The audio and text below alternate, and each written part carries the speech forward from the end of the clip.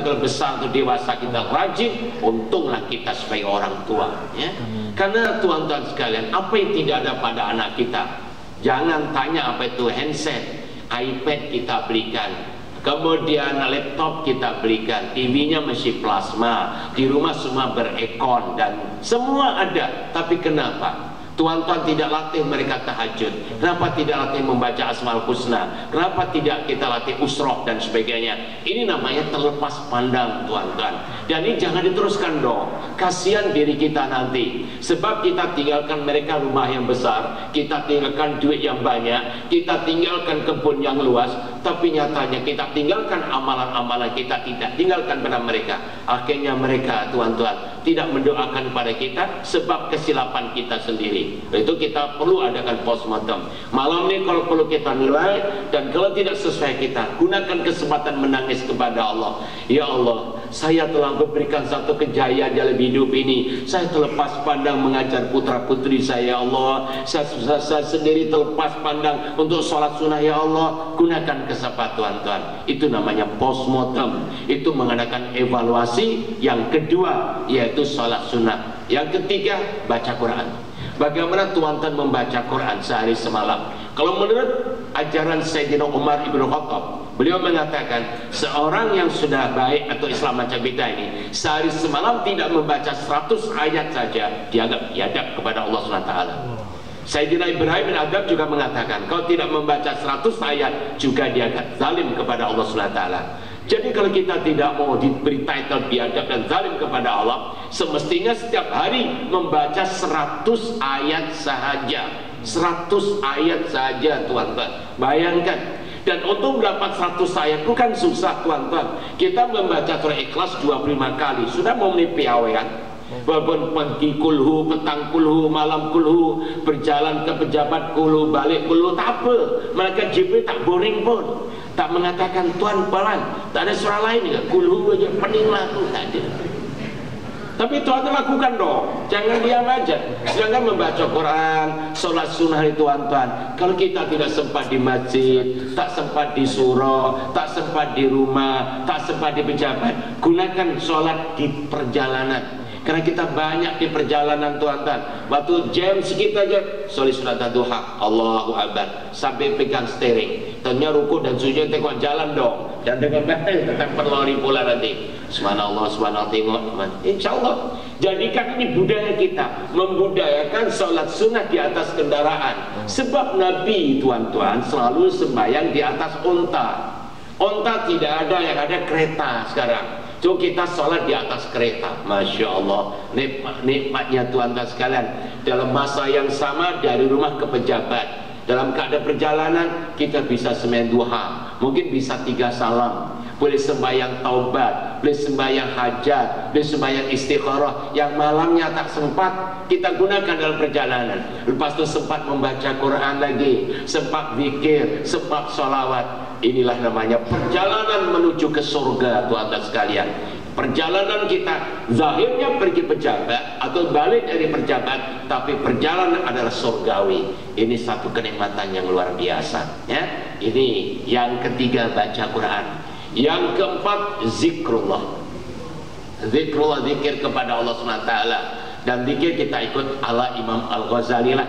Imam Al-Ghazali mengajar kita zikir harian. Ada menu zikir. Hari Jumat ya Allah, hari Sabtu la ilaha illallah, hari Ahad ya Hayyu ya Qayyum, hari Isnin la haula wala quwata illa billahil azim, hari Selasa Allahumma shalli ala sayyidina Muhammad, hari Rabu astaghfirullahaladzim, dan hari Kamis hari ini subhanallah walhamdulillah wala ilaha illallah wallahu akbar 1000 kali aja, tuan-tuan. Subhanallah, selama 24 jam hanya 1000 kali. Murahnya, tuan-tuan, dan mudahnya. Dan itu dilakukan dengan berdiri, duduk, dan baring. Dan zikir itu Allah yang berfirman dengan firman-Nya, fadhkuruni adzkurukum, ingatlah kepadaku, aku mesti ingat pada kalian.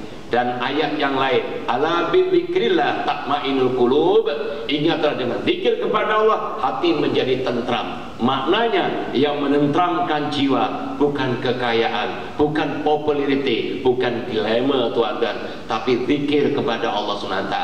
Bahkan dalam surah Ali Imran ayat 190 begitu jelas sekali Allah berfirman, a'udzubillahi minasyaitonir rajim, liulil albab alladzina yadhkuruna qiyaman wa qu'udan wa ala junubihim. Artinya lebih kurang, orang yang berpikiran waras, yang berjiwa besar, yang look forward, yang positive thinking adalah orang yang selalu menyebut nama Allah, baik pada posisi berdiri atau duduk dan baring. Berdiri diartikan para ulama artinya sedang posisinya ekonomi established dan bonafide, populer dan glamour, Allah yang disebut.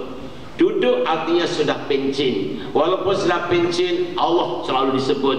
Dan bahkan sudah baring artinya paralyzed, lumpuh, tak boleh apa-apa tuan-tuan sekalian, Allah yang disebut. Biar dunianya berubah, biar pangkat dan kedudukan berubah, apapun berubah silakan, tapi hati tetap la ilaha illallah. Ini orang berjiwa besar luar biasa. Zikir, dan ini kita latih hari-hari, kita zikir tuan-tuan. Subhanallah. Bahkan Rasulullah SAW bersabda, ad-dunya wa ma fiha mal'un illa bil dzikrillah wa alir wa ta'lim.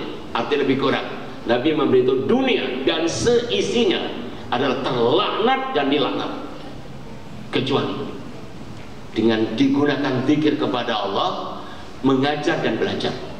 Subhanallah tuan-tuan ya, tuan-tuan diberi rezeki yang banyak oleh Allah SWT, digunakan zikir, dengan belajar dan mengajar. Masya Allah, ini jadi berkat rezeki kayak diterima. Kecuali daripada itu dilaknat oleh Allah SWT.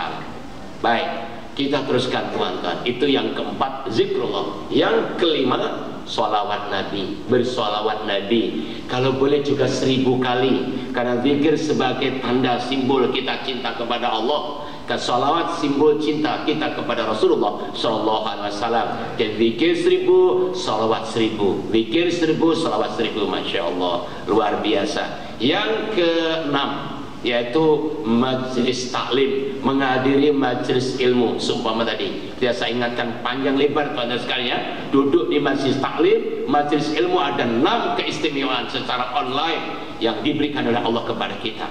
Alhamdulillah, kita teruskan. Kalau boleh setiap hari, tidak boleh di masjid ya di surau, tapi surau yang di rumah masing-masing. Setidak-tidaknya di dalam kereta kita beli keset dari para ustadz, para ustadzah, para guru, mana tuan-tuan mau masukkan, kita dengar, kita isi rohani kita nih tuan-tuan. Atau kalau di rumah kita adakan kultum, kuliah 7 menit untuk istri dan putra putri kita. Kita budayakan rumah kita, rumahku dan surgaku. Kalau digunakan masjid taklim menjadi berkat, sampaikan kepada putra putri kita. Timingnya terserah pada tuan-tuan sekalian, 5 menit pun jadilah tuan-tuan, tidak menjadi masalah. Itu majlis ilmu.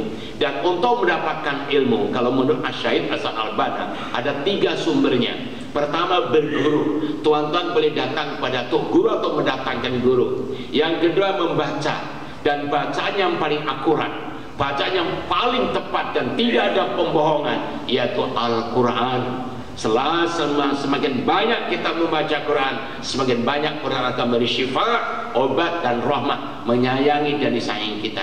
Allahu Akbar. Ini Al-Quran Al-Karim. Dan Al-Quran ini tuan-tuan, kalau kita baca dalam sholat 1 huruf saja, Allah akan membalas 100 kali ganda. Kalau kita baca di luar sholat dalam keadaan berwudu, 1 huruf 25 kali ganda. Dan kalau dibaca di luar sholat dalam keadaan batal, 1 huruf 10 kali ganda. Jadi membaca Quran tidak ada ruginya. Dan membaca Quran ada 2 cara. Pertama, bin nadhar. Bin nadhar ini kita ambil Quran, contohnya langsung Bismillahirrahmanirrahim, Yasin wal Quranil Hakim, innaka laminal mursalin, sadaqallahul adzim. Ya, ini bin nadhar. Dan kedua, bil hifzi, dengan hafalan. Bila dengan hafalan, boleh dengan berdiri, boleh dengan duduk, boleh dengan baring, dengan boleh apa saja tuan-tuan. Subhanallah, alhamdulillah. Baik tuan sekalian ya, ini cara yang harus dilakukan. yaitu dengan majelis ilmu, dengan mendatangkan guru atau guru, dan kedua membaca, dan ketiga bergaul. Dan dalam pergaulan tuan-tuan, saya tertarik dengan pendapat Imam Abu Hanifah atau Imam Hanafi. Dalam sistem pergaulan, nasihat beliau, jangan tinggalkan 3 golongan ini yang dibentuk dalam triangle, tiga sisi sama segi tuan sekalian: ulama, umarok, dan hukama. Ulama, umarok, dan hukama. Siapa yang tidak bergaul kepada ulama akan rugi di bidang akhirat. Dan siapa tidak bergaul dengan umara, pemimpin dunia, akan rugi di bidang dunia, tidak dapat projek. Dan kalau tidak bergaul dengan hukama cendekiawan, akan menjadi orangnya oke bos, atau asal bapak senang, IBS asal bapak senang, yes, tak apalah, tak apa, boleh, tak boleh. Dia mesti harus kritis tuan-tuan. Mana yang tidak betul, katakan tidak betul. Yang salah, katakan salah. Yang benar, katakan benar. Kalau tuan terbolak-balik, akan dibalik oleh Allah SWT nanti. Jadi mesti tegas, ulama, umarok, hukama. Ulama, umarok, hukama.